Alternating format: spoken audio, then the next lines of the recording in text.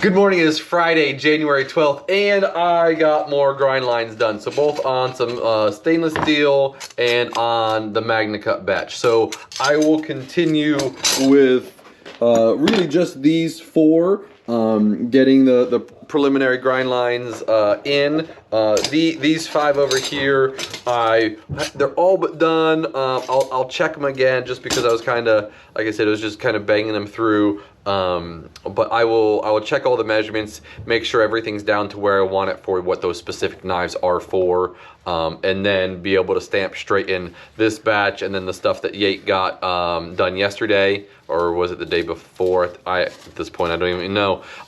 So really prepping the MagnaCut batch to be sent off, which we should be able to do by the end of business today, if not tomorrow at the very latest. So that's exciting. Looking forward to that. Otherwise, that's my day. Here's Daniel with what he's got going on.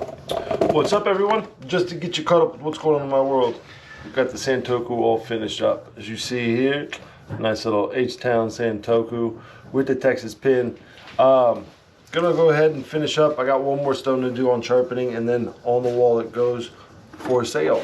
Then I will flip my attention on over to this tang to try and get it threaded and ready to go to heat treat with the rest of my D2. And then into the next few knives or knife that I've got for custom, just so I can try and stay ahead, and any other little quick projects I've got scheduled as well. So that will be the majority of my day, per usual, as well as whatever else comes in. We're gonna skip the small showroom, go back into the big one, and we're gonna talk to our favorite guy, Russell. What's up, bud? It's good. What are we talking about today? Today we are talking about a restock of Kizer. If you've been following us for a while, you'll know that we had Kizer as one of our very first brands.